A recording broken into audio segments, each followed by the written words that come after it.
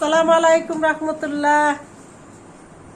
আপুরা ভাইয়ারা, আশা করি আপনারা ভালো আছেন, আমরাও ভালো আছি। দেখেন আমাদের বাজার থেকে পুরো 1 মাসের বাজার নিয়ে আসছে। দেখেন এই ডিম নিয়ে আসলো কয় খাসি, দেখেন 1 খাসি, তারপরে দেখেন এই 2 খাসি, তারপরে হলো 3 খাসি। 3 খাসি অনেকগুলা ডিম। 4 খাসি ডিম আনছে, 4 খাসি ডিম অনেকগুলা ডিম। আমাদের ছেলেপেলেরা সবাই ডিম পছন্দ করে। 15 দিনও শেষ হয়ে যাইতে পারে, 1 মাসও যাইতে পারে, 3 সপ্তাহও যাইতে পারে। খাওয়া ফ্রেশ সব।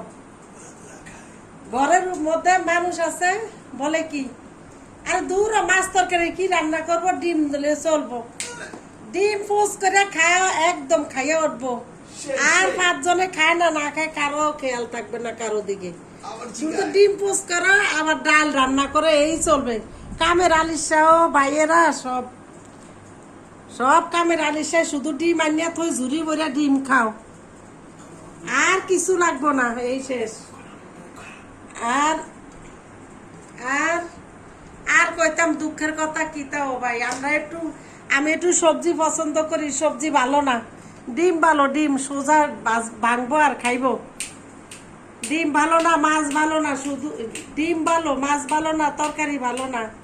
দেখেন আর দুঃখের কথা কি গলাই, আমি একটুখানি সবজিও খাইতে পারি না। ওরা সবজি খাবে না, কেউ ডিম ফাটাবে আর খাবে। দেখেন আপনারা দেখছেন। তবে হ্যাঁ, যাদের হাই প্রেশার তারা তো ডিম কম খাবেন, বুঝছেন। যাদের প্রেশার লো তারা খাবেন দিন 2টা 3টা, 2টার বেশি লাগে না, 2টা খাবেন, সকালে 1টা বিকালে 1টা। যাদের হাই প্রেশার এরা কিন্তু ডিম খাবেন না, কম খাবেন, খুব কম খাবেন, বুঝছেন। যাদের প্রেশার লো তারা কিন্তু হাঁসের ডিম খাবেন।